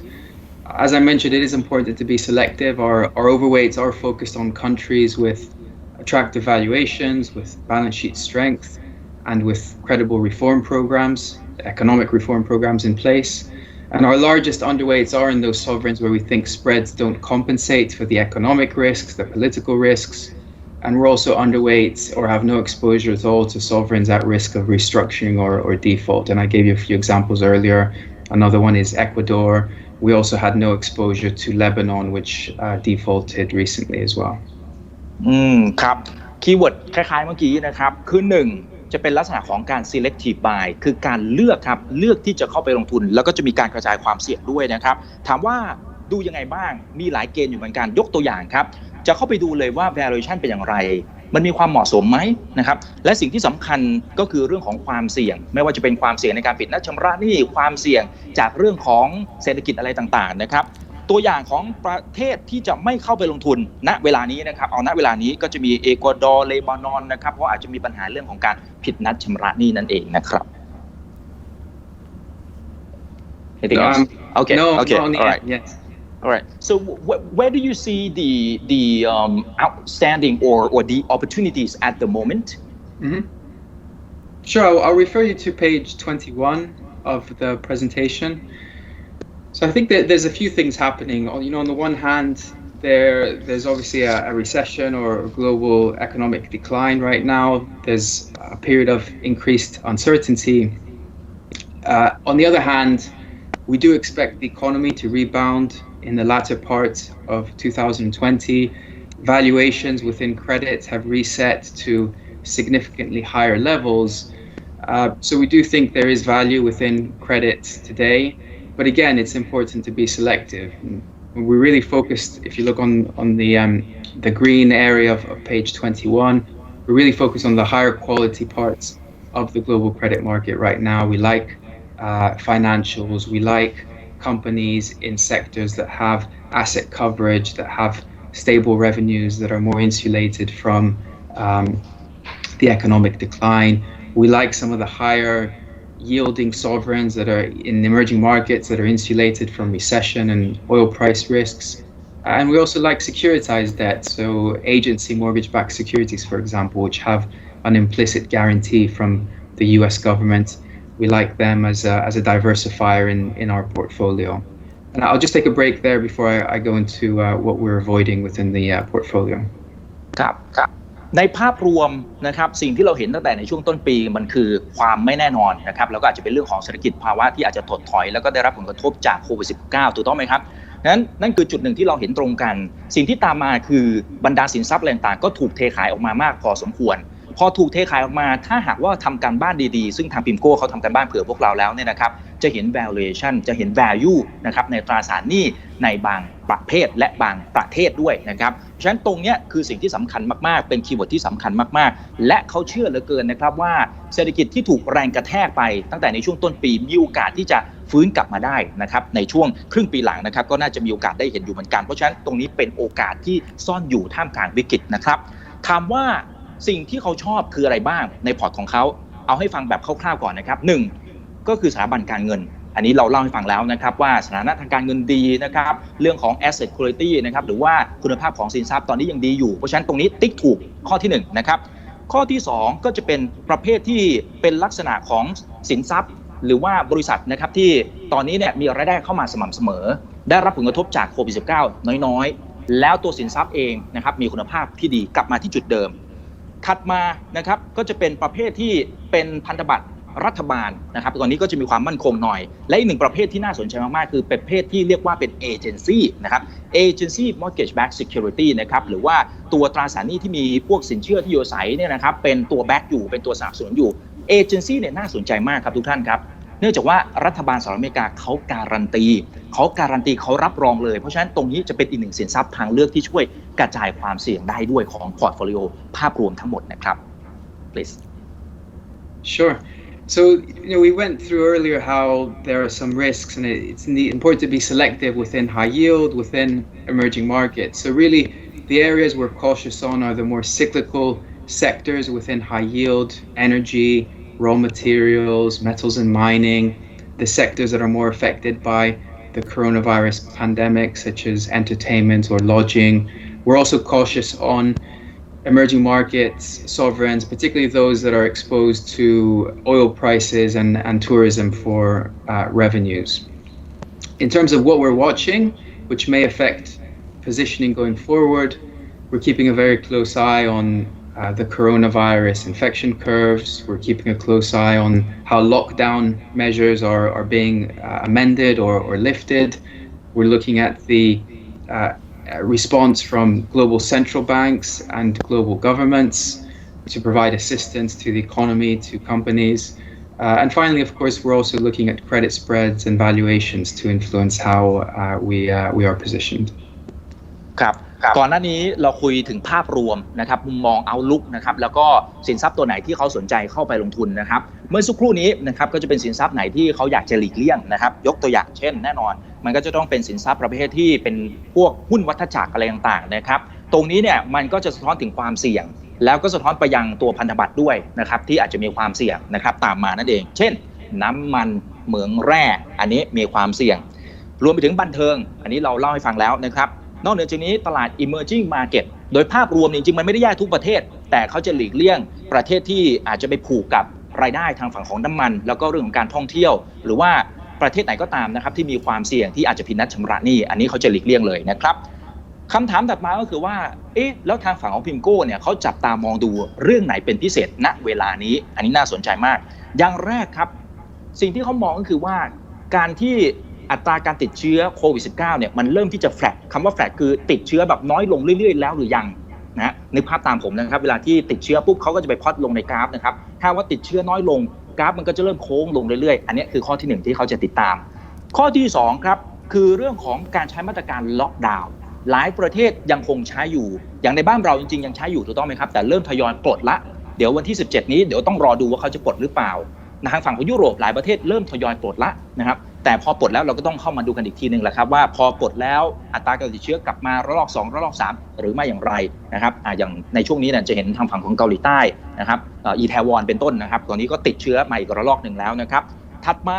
สิ่งที่เราจะต้องเฝ้าติดตามนะครับก็คือมาตรการทางการเงินและมาตรการทางการคลังของแต่ละประเทศในช่วงที่ผ่านมาเราเห็นแล้วนะครับจัดหนักจัดเต็มฉีกตำราทุกนักเศรษฐศาสตร์เลยนะครับไอ้ที่เราเคยเรียนกันมาเนี่ยใช้แทบไม่ได้เลยนะครับนอกเหนือจากนี้สิ่งที่สำคัญไม่แพ้กันคือเรื่องของ valuation นะครับรวมไปถึงทางด้านของ credit spread ด้วยก็จะเป็นสิ่งที่เขาจะเข้ามาวิเคราะห์เพิ่มเติมแล้วก็เข้าไปทำการบ้านแล้วก็เข้าไปสำหรับการลงทุนในครั้งถัดๆไปนะครับโอเค Yeah, finished on that slide. Thank you. Okay, so could you please go through the current portfolio at the moment? There's a question as well about the current portfolio. Oh, sure, of course. So if you look at our positioning, page 22 has some additional information there. So you can see, I think I'd like to emphasize we are diversified by sector across the different parts of the global credit market. So you can see there we have some investment grade, we have high yield, we have emerging market sovereigns, we have emerging markets corporates, we have securitized exposure, we have some bank loan exposure. We're diversified by region as well. And I think it's particularly important, given the uncertainty in the global economy, the uncertainty in markets, to have an approach that is diversified and that is also flexible and tactical in the way that it can respond to the changing market environment. Right now, from an overall top-down perspective, we're neutral credit risk relative to our benchmark. We're not chasing to add risk at these times. We're very happy with the way the portfolio has performed in both the first quarter when there was a sharp drawdown in market pricing. We've also been happy with the way the portfolio has performed in April, where there's been a recovery in markets. So we're comfortable with our positioning at this time. ครับโดยภาพรวมของพอร์ตโฟลิโอของ PIMCO GIS Diversify Income Fund ณตอนนี้นะครับก็จริงๆเป็นไปตามชื่อของเขาเลยนะครับ Diversify นะฮะหรือว่ากระจายความเสี่ยงนะครับก็จะเห็นว่ามันมีการกระจายความเสี่ยงทั้งในมุมของเซกเตอร์นะครับทั้งในมุมของแต่ละประเทศด้วยตรงนี้น่าสนใจมากๆนะครับซึ่งทางด้านของคุณแมทธิวเองก็ค่อนข้างจะพอใจนะครับกับผลตอบแทนที่เริ่มจะกลับขึ้นมาละนะครับตั้งแต่เดือนเมษายนต่อเนื่องกันจนถึงทุกวันนี้ด้วยนะครับฉะนั้นคำถามถัดมาที่หลายคนก็คงจะสงสัยอยู่เหมือนกันนะครับว่าณเวลานี้เนี่ยอัตราดอกเบี้ยมันค่อนข้างจะต่ำเตี้ยเรียดินโอกาสในการที่จะลงทุนแล้วให้ผลตอบแทนที่ดีเนี่ยมันยังมีมากน้อยขนาดไหนอย่างไรนะครับสำหรับในช่วงนี้คงต้องมาถามคุณแมทธิวเพิ่มเติมด้วยนะครับคุณแมทธิวas have you seen that the interest rates around the world are pretty low, right? Even some countries, for example, like Japan or European countries, they even have like negative yields, negative interest rates, right? So what would you expect the return that you would get from the fund? Sure. It's very true. Interest rates, yields are at near or at all-time lows in most major developed markets. However, there has been that significant repricing in credit spreads, which is helping to keep the yield from credit asset classes at relatively elevated levels. We do think that the global economy will stage a gradual recovery in the second half of 2020 as output and demand will normalize. So this is a U-shaped global growth profile. I think given this view, given where credit spreads are today, the future return potential from credit has improved materially for investors who have a medium to long-term investment horizon. If we do follow that path, which we expect towards economic recovery, spreads may gradually tighten to reflect the fact that there will be a greater certainty on business activity. At the same time, we don't expect interest rates to increase materially from current levels. We expect them to remain anchored at these low levels for the foreseeable future. This is also part of PIMCO's new normal or new neutral framework for interest rates, where we see long-term pressures keeping interest rates low for a prolonged period of time. ครับในเบื้องต้นนะครับภาพรวมสิ่งที่ทางด้านของคุณแมทธิวบอกนะครับก็คือเศรษฐกิจมั่นใจนะครับครึ่งปีหลังของปีนี้ก็คือปี 2020 มีโอกาสที่จะฟื้นตัวกลับขึ้นมาได้นะครับพวก activity กิจกรรมทางเศรษฐกิจอะไรต่างๆน่าจะกลับมา output นะครับหรือว่าผลผลิตในเรื่องของการที่ผลิตจากทางโรงงานอะไรต่างๆมันน่าจะฟื้นตัวขึ้นได้เพราะฉะนั้นภาคเรียลเซกเตอร์อันนี้ติ๊กถูกนะครับน่าจะมานะครับนอกจากนี้เครดิตสเปรดก็ถือว่าอยู่ในเกณฑ์ที่ดีมากๆและสิ่งที่เขามองนะครับก็คือในเรื่องของอัตราดอกเบี้ยเนี่ยน่าจะยังไม่ขึ้นนะมันน่าจะยังไม่ขึ้นอย่างมีนัยสำคัญนะครับถามว่าเพราะอะไรก็เนี่ยอย่างที่เราเห็นนะครับเรื่องของสภาพเศรษฐกิจแรงต่างอยู่ตอนนี้เนี่ยหลายประเทศยังคงเป็นลักษณะของการกระตุ้นเศรษฐกิจให้มันฟื้นกลับขึ้นมาได้เพราะฉะนั้นก็เลยเชื่อมั่นนะครับว่าจะยังไม่คงเห็นภาพในลักษณะที่อัตราดอกเบี้ยจะกลับขึ้นมาอย่างแรงๆนะครับเพราะฉะนั้นนี่คือโอกาสในการที่จะลงทุนในประเภทกองทุนประเภทนี้ด้วยนะครับ so could you please give us some example of the expected return that we could get from this fund? Sure. I'll also refer you to page 23. And I'll get to this in just a minute, but I'll say in that scenario where there's an economic recovery and interest rates remain low, we do think returns could, over the next 12 months, could reach high single digits or potentially even higher. In an environment where spreads and yields stay the same, you can see on page 23, the fund currently has a yield or carry that's close to 6% in US dollars. It's also earning that yield in a much more diversified manner compared to global high yield markets and also emerging markets debt. So in an environment where spreads and yields stay at around the same levels, returns would probably be close to that 6% level, which is the carry in the fund at this time. Obviously, we need to acknowledge that if we're wrong, if spreads widen meaningfully and or interest rates increase, then expected returns would be negative under that scenario. But that isn't our base case. ครับโอเคครับสิ่งที่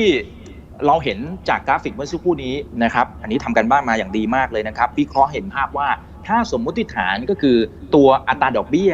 ไม่ได้กลับมาเป็นขาขึ้นซึ่งมันก็น่าจะเป็นอย่างนั้นนะครับอันนี้ข้อที่1ข้อที่2คือตัวสเปรดเนี่ยก็ไม่ได้แตกต่างจากระดับปัจจุบันนะครับถ้าเป็นแบบนี้ความคาดหวังอันนี้ต้องย้ำนะครับไม่ได้เป็นการการันตีนะความคาดหวังของการลงทุนจากกองทุนนี้นะครับก็อยู่ที่ประมาณ 6% เศษอันนี้เป็น US ดอลลาร์เทอมนะครับเป็นสกุลเงินดอลลาร์นะ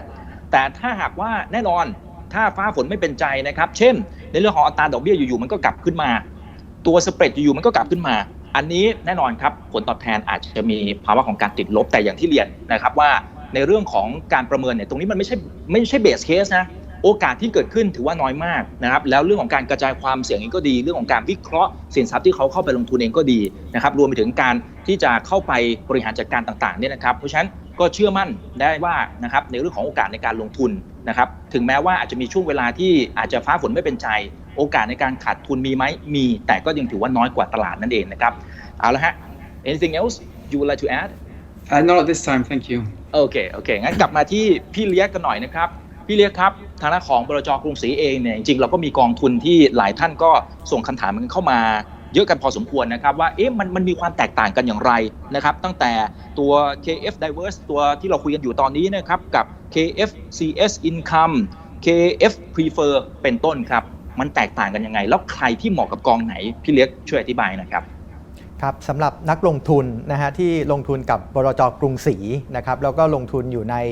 กองตราสารหนี้ต่างประเทศนะครับก็จะมีหลายกองทุนแล้วนะครับผมจะเปรียบเทียบให้เห็น3กองนี้นะครับว่าแตกต่างกันอย่างไรนะครับสำหรับกองแรกก็คือกอง KF CS Income นะฮะกองนี้เนี่ยทรัพย์สินหลักๆที่เน้นการลงทุนเนี่ยก็จะเป็นพวก securitize นะครับก็จะเป็นพวกเช่น mortgage backed security เป็นต้นนะครับสำหรับกองที่2นะฮะก็คือกองที่เรากำลัง IPO อยู่ณปัจจุบันกอง KF Diverse นะครับกองนี้เนี่ยก็จะเน้นการลงทุนในส่วนที่เป็น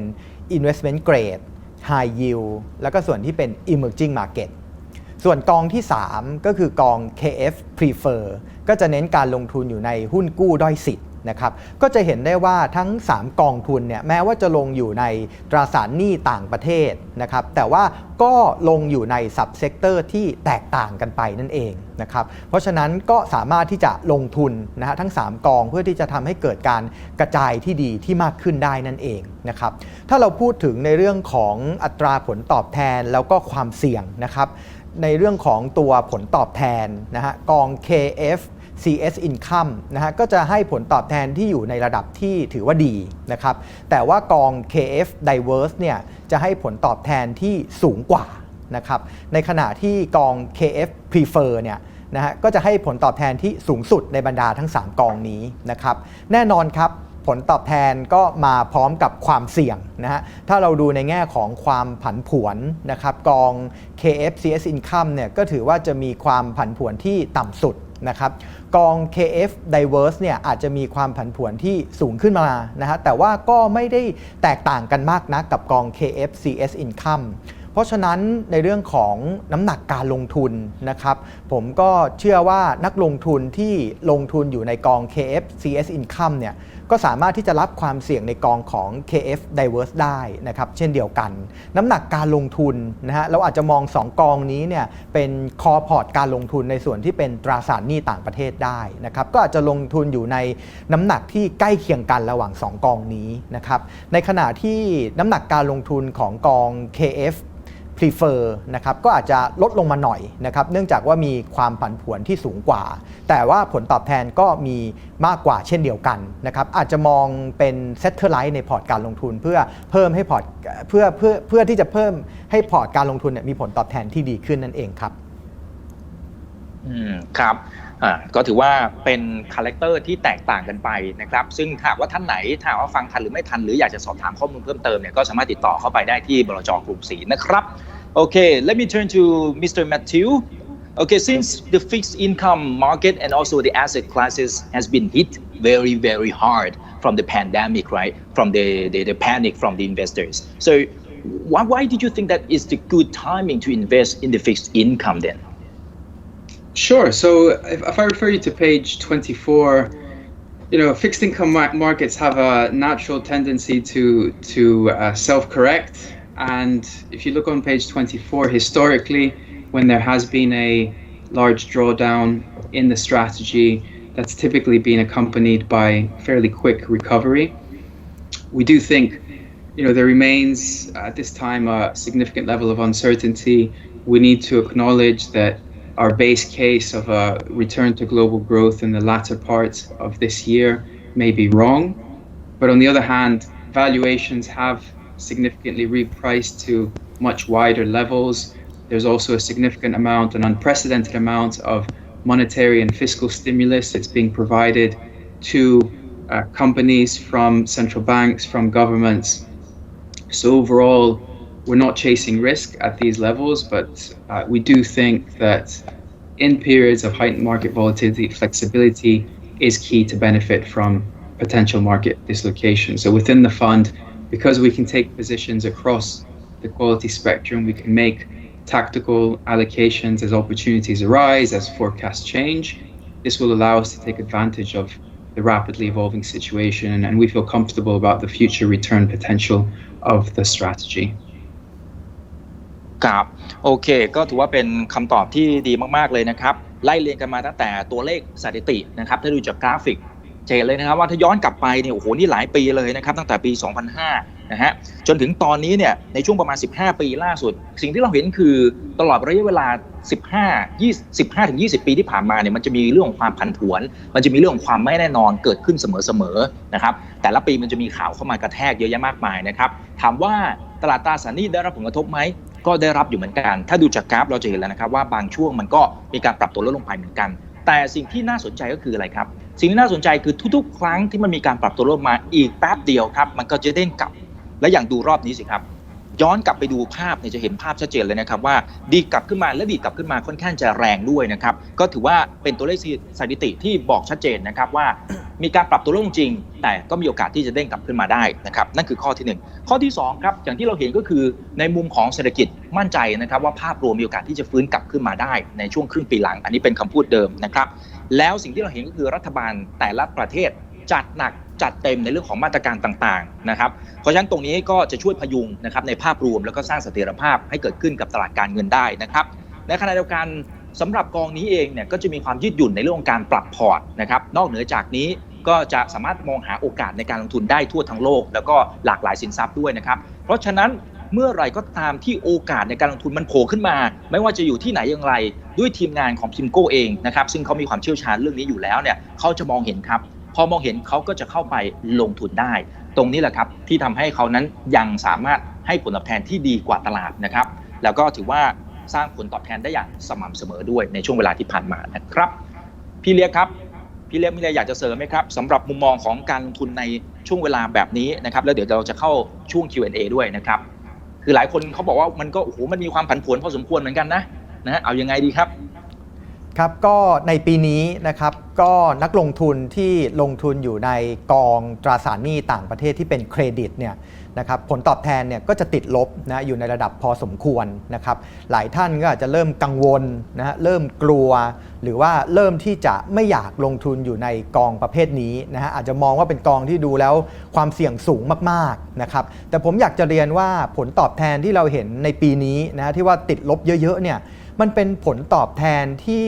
มันเกิดในช่วงที่เป็น recession นะครับมันเป็นการตกที่หนักที่สุดอยู่ในรอบ11 ปีนะครับถ้าเราดูจากภาพสไลด์เมื่อสักครู่นี้ของทางพิมโก้เนี่ยเราก็จะเห็นได้ว่าโดยปกติแล้วเนี่ยโอกาสที่กองทุนเขาปรับลดลงมานะฮะแม้กระทั่งกองนี้แล้วก็ในหลายๆกองก็ตามเนี่ยนะฮะเราจะเห็นได้ว่าโดยปกติการปรับลดลงเนี่ยมันไม่ได้รุนแรงเหมือนกับภาพณปัจจุบันนะมันไม่ได้เป็นเหตุการณ์ที่เกิดขึ้นบ่อยๆนะครับอย่างของตัวพิมโก้ Diversify เองเนี่ยนะฮะโดยปกติก็จะมี drawdown อยู่ประมาณ-2% ถึง-6%แล้วก็ถ้าเราไปดู drawdown ที่เกิน 4% เนี่ย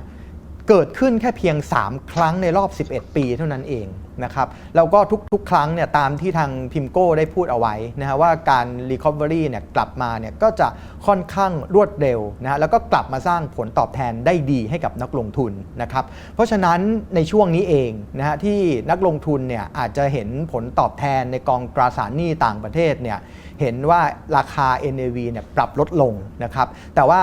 เราลองดูสถานการณ์เนี่ยเราก็จะเห็นได้ว่ามันก็เริ่มปรับขึ้นดีขึ้นตามลำดับนะฮะแล้วก็ในเรื่องของคุณภาพก็ดีในเรื่องของการบริหารจัดการกองทุนก็ดีนะครับเราก็เชื่อว่าตัวผลตอบแทนเนี่ยก็จะกลับขึ้นมาได้นะฮะแล้วก็รวมทั้งกองของ PIMCO Diversify เช่นเดียวกันนะฮะก็ยังถือว่าเป็นกองเป็นประเภทของกองทุนที่จะสร้างผลตอบแทนที่ดีกับ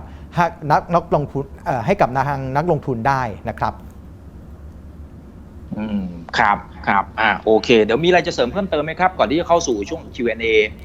ครับก็เดี๋ยวจะขอพูดถึงฟีเจอร์หลักของกองเล็กน้อยนะครับก็ถ้าในส่วนของตัวฟีเจอร์ฟันเนี่ยนะฮะหลักๆเลยก็คือเป็นเรื่องของค่าเงินนะครับสำหรับตัว Master Fund เนี่ยเป็นสกุล US ดอลลาร์นะฮะระหว่างไทยบาทกับ US ดอลลาร์ก็คือ fully hedge เต็มจำนวนก็คือไม่ต่ำกว่า 90% ด้วยกันนะครับแล้วก็พิเศษนะครับสำหรับในช่วง IPO นะฮะวันที่19ถึง26พฤษภาคมนะครับก็คือว่าโดยปกติแล้วเนี่ยค่า front end เนี่ยจะอยู่ที่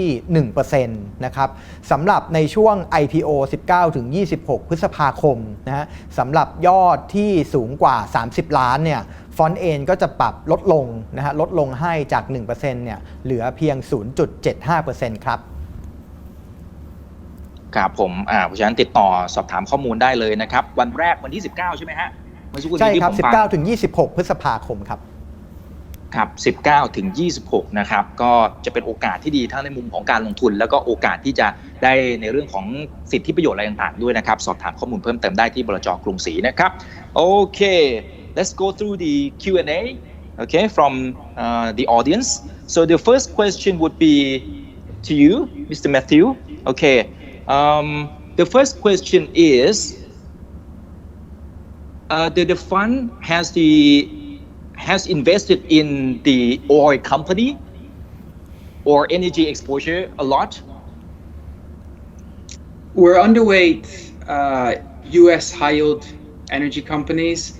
and this is really the parts of the credit markets that have been under most pressure. The energy sector within the US high-yield market has been underperforming this year. It's down approximately 40% year to date. So the fact we are underweight that part of the market has been beneficial for the fund's performance. Where we do have exposure within energy, it's in government-owned energy companies within emerging markets like Petrobras or Pemex, where we own those securities instead of owning the comparable government bonds because we believe the risk-reward on offer in those government-owned energy companies is more attractive. Essentially, we view it as the same risk, but at a higher spread. ครับคำถามเมื่อสักครู่นี้ก็คือว่าทางฝั่งของกองเองเนี่ยมีการลงทุนในบริษัทน้ำมันหรือไม่นะครับถ้ามีในเท่าไหร่นะครับสำหรับคำตอบจากคุณแมทธิวเนี่ยนะครับก็อย่างที่เรียนไปนะครับถ้าเอาภาพใหญ่ก่อนนะเอาภาพรวมก่อนนะครับก็ไม่ค่อยจะให้ความสำคัญกับกลุ่มนี้สักเท่าไหร่ในแง่ของ มันมีความเสี่ยงนะครับเพราะอย่างที่เราทราบกันดีแล้วก็อย่างที่เราคุยกันไปนะครับว่ากลุ่มน้ำมันตอนช่วงนี้เนี่ยครับมันมีความเสี่ยงพอสมควรเลยทีเดียวแต่ถามว่าลงอยู่บ้างไหมมีบ้างนะครับแต่ว่าจะต้องเป็นบริษัทพลังงานที่เป็นของทางฝั่งของรัฐบาลเนี่ยเขาเข้าไปถือหุ้นอยู่นะครับก็จะมีความเสี่ยงน้อยลงนะครับเช่น Petrobras นะครับตรงนี้ก็จะถือว่าเป็นตัวอย่างนะครับของบริษัทนะครับที่เขาเข้าไปลงทุนก็จะมีความมั่นคงหน่อยนั่นเองแต่ว่าสัดส่วนจริงๆไม่ได้เยอะมากนะครับเพราะเขาทราบดีว่ามันมีความเสี่ยงตรงนี้อยู่นะครับโอเคทีนี้ถัดมาเป็นคำถามสำหรับพี่เลี้ยงครับจริงๆเหมือนพี่เลี้ยงจะตอบไปบ้างแล้วนะครับตั้งแต่ในช่วงตอนต้นนะแต่ว่าก็ตอบให้ท่านนี้หน่อยแล้วกันนะครับท่านนี้ถามว่าเหตุใดจึงควรจะลงทุนในตราสารหนี้ตอนนี้ครับควรจะรอจนกว่าโรคระบาดมันคลี่คลายไปก่อนไหมเพื่อจะให้ความแน่นอนของความแข็งแรงของบริษัทที่เข้าไปลงทุนเนี่ยเอาให้ชัวร์ก่อนไม่ดีกว่าเหรอผมว่าเป็นคำถามที่น่าจะอยู่ในใจของใครหลายๆคนนะครับเพราะว่ามันอยู่ในช่วงที่เรายังเฝ้าระวังโรคระบาดกันอยู่เลยคำถามคือรอให้มันจบก่อนได้ไหมเอาให้มันแน่ๆก่อนแล้วค่อยเข้าไปลงทุนครับก็รอได้นะฮะท่านสามารถที่จะรอให้เหตุการณ์กลับมาปกติก็ได้นะครับเพียงแต่ว่าผลตอบแทนที่ได้เนี่ยก็จะอยู่ในอัตราปกตินะครับอาจจะประมาณปีละ 4-5% นะครับแต่ว่าถ้าเราลงทุนณปัจจุบันนี้นะฮะในช่วงที่ตลาดเนี่ยยังเริ่มหายตกใจมาระดับหนึ่งนะฮะเรามีโอกาสที่จะได้ผลตอบแทนที่อยู่ในระดับที่ค่อนข้างสูงมากนะฮะซึ่งข้อมูลนะฮะไม่ว่าจะเป็นของกองทุนเองก็ตามหรือว่าของตลาดเองก็ตามเนี่ยก็บ่งชี้นะฮะว่าถ้าลงทุนในช่วงเนี้ยผลตอบแทนจะอยู่ในระดับที่ค่อนข้างสูงมากนะครับแต่ว่าเราก็ไม่ได้ดูแต่เฉพาะข้อมูลสถิติแต่เพียงอย่างเดียวนะฮะเราดูถึงในเรื่องของการบริหารงานกลยุทธ์การบริหารกองทุนของตัวพิมโก้ด้วยนะครับแล้วก็เราดูในเรื่องของระดับราคานะฮะระดับราคาก็คือตัวเครดิตสเปรดนะฮะความที่ตลาดเนี่ยกังวลนะกับสิ่งที่เป็นอาจจะเป็นข้อเสียหรือว่า default ที่มันจะเกิดขึ้นในอนาคตนะฮะปรากฏว่าตลาดเนี่ยกังวลอยู่ในระดับที่ค่อนข้างสูงนะฮะจ่ายในระดับราคาที่ค่อนข้างแพงนะเพราะฉะนั้นถ้าเราซื้อในราคานี้เนี่ยก็ถือว่าเป็นระดับราคาที่ค่อนข้างถูกนะฮะเมื่อเทียบกับสิ่งที่จะเกิดขึ้นนะมันอาจจะมีการ default เกิดขึ้นก็ได้ตามที่ผมวาดภาพให้เห็นนะแต่ก็เราลองมาบวกลบกันแล้วเนี่ยก็จะเห็นได้ว่าในส่วนที่มันฝั่งที่ได้นะฮะในการเข้าซื้อณปัจจุบันนี้เนี่ยมันมีโอกาสที่จะได้มากกว่าสิ่งที่จะเสียเนี่ยเยอะพอสมควรนะตัวนี้แหละที่มันจะเป็นตัวที่จะสร้างผลตอบแทนที่ดีได้นะครับซึ่งถ้าเราไปดูข้อมูลในอดีตนะครับที่ว่าทำไมบอกว่าเวลาลงทุนใน High Yield นะฮะที่เวลาเกินดอกเบี้ยเกิน 8% แล้วผลตอบแทนในปีถัดมาจะได้เกิน 20% นะครับหรือว่าเราลองอย่างลงกองทุนของตัว PIMCO Diversify เองนะฮะที่ว่าในปี 08 ที่ติดลบเนี่ยปีถัดมาได้ผลตอบแทน 20 กว่าเปอร์เซ็นต์ขึ้นไปเป็นลักษณะนั้นเพราะว่าปกติแล้วเนี่ยเวลาที่มันเกิดวิกฤตหรือว่ามันเกิดไครซิสเนี่ยนักลงทุนมักจะตกใจนะฮะแล้วก็อาจจะทำให้ระดับ valuation เนี่ยมันผิดเพี้ยนไปจาก fundamental หรือว่าความเป็นจริงได้มากนะครับเพราะฉะนั้นเองเนี่ยด้วยระดับราคาด้วยสเปรดณปัจจุบันเนี่ยเราดูแล้วว่ามันค่อนข้างนะที่จะ attractive แล้วก็ดึงดูดให้เราเข้าไปซื้อเข้าไปลงทุนนั่นเองครับ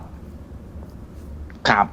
หรืออีกมุมหนึ่งถ้าสมมุติว่ามันรอให้ทุกอย่างมันคลี่คลายเนี่ยบางทีเราจะเข้าไปลงทุนตอนนั้นอาจจะได้ราคาที่แพงแล้วด้วยซ้ำนะฮะอาจจะตกหล่นแล้วด้วยใช่ครับ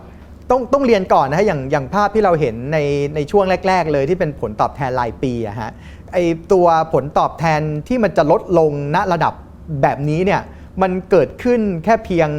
ครั้งแรกในรอบ11ปีเท่านั้นเองนะฮะเพราะฉะนั้นเองเนี่ยมันถือว่ามันเป็นโอกาสที่ดีที่เราจะได้ลงทุน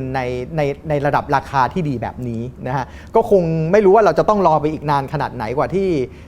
เราจะได้ลงทุนในระดับราคาแบบนี้นะครับครับ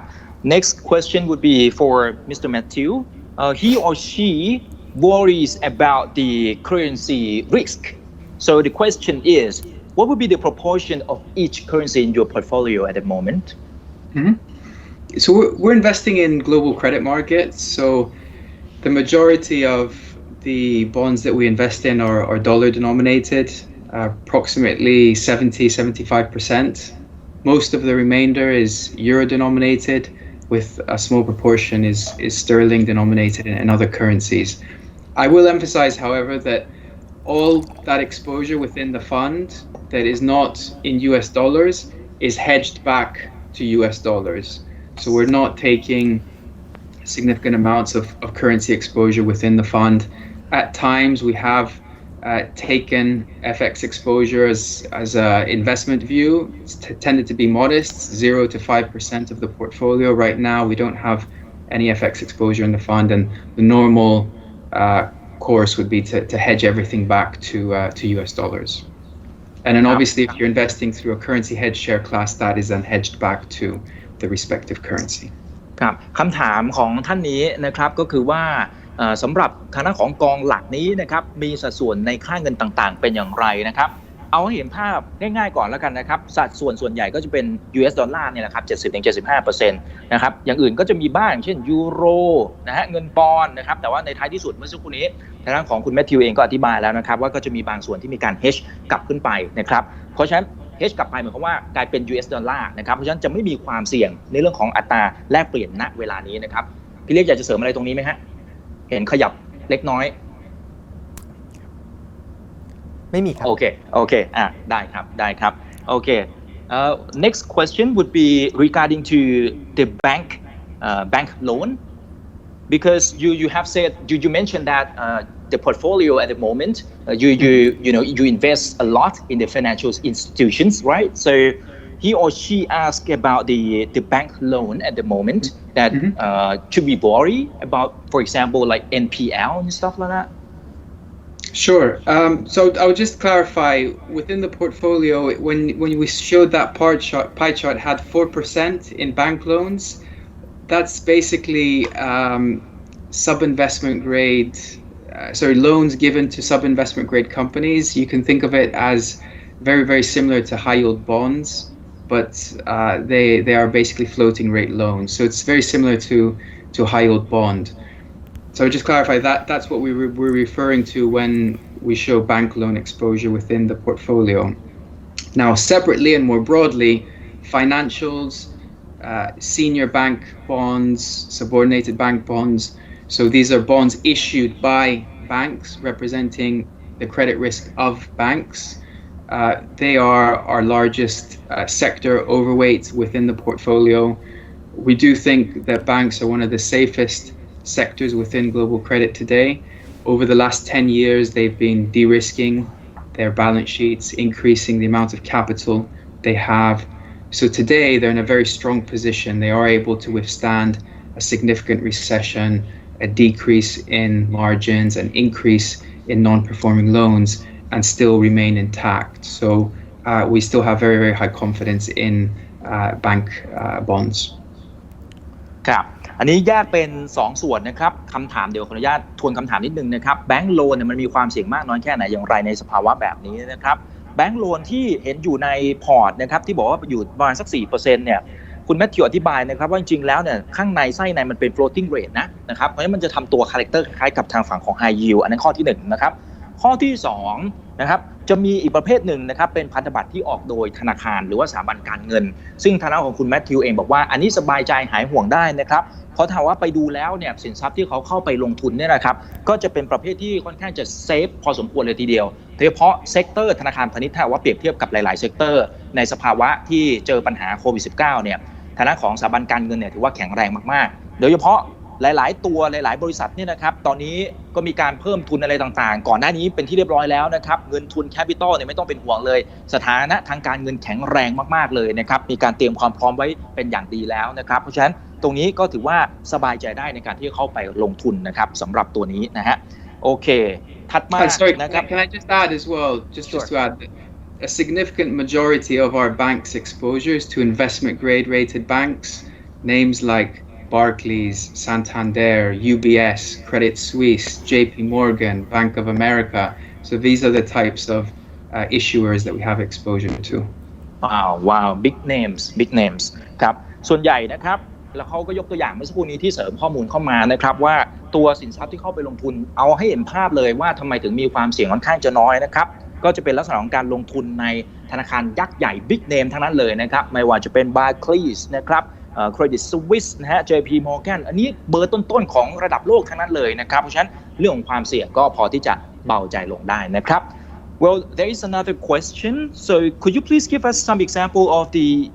companies that you are currently investing in the emerging market? Sure. So companies or countries? Companies, sure. So most of our focus within emerging markets is on sovereign debt, so debt issued by emerging market governments. We do have exposure to corporate emerging market debts in the portfolio as well. Most of it is in those government-owned companies I mentioned earlier. So for example, Petrobras in Brazil, Pemex in Mexico, National Bank of Qatar in Qatar are a few examples of the types of emerging market company exposure we have in the strategy. ครับโอเคนะครับคำถามก็คือว่าให้ยกตัวอย่างหน่อยได้ไหมสำหรับบริษัทที่เข้าไปลงทุนนะครับในตลาดเกิดใหม่หรือว่าตลาด emerging market นะครับทางด้านของคุณแมทธิวอธิบายแยกเป็น2เรื่องอย่างนี้ครับเรื่องแรกคือสัดส่วนใหญ่ของพอร์ตที่เข้าไปลงทุนเนี่ยส่วนใหญ่ก็จะเป็นพวกพันธบัตรของระดับรัฐบาลอยู่ละความเสี่ยงค่อนข้างจะต่ำนะครับในขณะเดียวกันถามว่ามีบางส่วนไหมที่เข้าไปลงทุนในประเภทที่เป็นบริษัทนะครับมีเหมือนกันนะครับแต่จะต้องเป็นบริษัทที่มีแบ็กอัพค่อนข้างจะแข็งแรงนะครับเช่นรัฐบาลเข้าไปถือหุ้นอยู่อะไรอย่างเงี้ยเป็นต้นนะครับเช่นก็จะมี Petrobras นะครับในประเทศบราซิลนะครับแล้วก็บริษัทในประเทศเม็กซิโกนะฮะแล้วก็จะมีอีกหลากหลายบริษัทเลยนะครับเช่นNational Bank นะครับหรือว่าตัวธนาคารที่ถือว่าเป็นระดับชาติของประเทศกาตาร์เป็นต้นเพราะฉะนั้นตรงนี้มันก็จะเป็นเปรียบเสมือนกับการที่ทำให้เรานั้นเบาใจในระดับหนึ่งในเรื่องของความเสี่ยงนะครับนั้นก็สามารถที่จะช่วยได้เอาละครับสำหรับในช่วงนี้เราก็คุยกันมาพอสมควรแล้วนะครับได้เห็นภาพกันเยอะพอสมควรแล้วอยากจะให้ทั้งสองท่านฝากทิ้งท้ายเล็กน้อยถึงแขกผู้มีเกียรติทุกท่านในวันนี้ครับเดี๋ยวขออนุญาตเริ่มต้นจากพี่เลี้ยงนะครับครับก็ในช่วงนี้นะครับก็จะเป็นปีที่ผมคิดว่าเราลำบากกันนะในภาพของการลงทุนด้วยนะครับหลายๆตราสารก็ปรับตัวลดลงนะครับแต่ผมก็เชื่อว่าเป็นความผันผวนในระยะสั้นนะครับในเรื่องของคุณภาพนะที่บลจ.กรุงศรีคัดสรรมาให้เนี่ยเราก็เชื่อว่าแต่ละกองทุนเนี่ยก็จะกลับฟื้นตัวขึ้นมาได้นะครับแล้วก็จะมาสามารถสร้างผลตอบแทนที่ดีในระยะยาวให้กับทางนักลงทุนได้นะครับก็อยากจะให้อดทนนะฮะกับความผันผวนในระยะสั้นสักเล็กน้อยต่อไปนะครับครับ Last but not least could you give us a few last words to the audience Sure. Well, first of all, thank you very much for having me today, for inviting PIMCO to present to you. Hopefully you found that useful. Happy to follow up with any questions you may have subsequently. But ครับโอเคเอาละฮะขอบคุณมากนะครับเสียงช่วงท้ายอาจจะขาดไปนิดนึงนะครับแต่จับใจความได้นะฮะก็คือทางของคุณแมทธิวขอบคุณมากที่ได้เรียนเชิญมาร่วมพูดคุยกันในวันนี้นะครับนอกเหนือจากนี้นะครับก็หากว่ามีคำถามอะไรก็สามารถส่งตามหลังได้เขาก็ยินดีที่จะตอบได้อย่างเต็มที่เลยนะครับแล้วก็ขออนุญาตเรียนเชิญแขกผู้มีเกียรติทุกท่านนะครับรบกวนทำแบบสอบถามที่อยู่ด้านล่างด้วยนะครับมีไม่กี่ข้อเท่านั้นแหละครับเพื่อที่จะได้นำไปพัฒนานะครับสำหรับการทำสัมมนาครั้งต่อๆไปด้วยนะครับสำหรับในช่วงนี้ครับผมอีกบรรพต ธนาเพิ่มสุขนะครับรวมไปถึงสปีกเกอร์ทั้ง2ท่านด้วยนะครับทางด้านของคุณเกียรติศักดิ์ปรีชาอนุสรณ์ผู้อำนวยการฝ่ายการลงทุนทางเลือกจากบริษัทหลักทรัพย์จัดการกองทุนกรุงศรีจำกัดนะครับรวมไปถึงทางด้านของคุณแมทธิวลีวาส Senior Vice President and Credit Product Strategist from PIMCO นะครับลาทุกท่านไปก่อนนะครับจนกว่าจะพบกันใหม่ขอให้ทุกท่านนะครับโชคดีในเรื่องของการลงทุนและอย่าลืมดูแลสุขภาพด้วยนะครับวันนี้สวัสดีครับขอบคุณครับขอบคุณครับ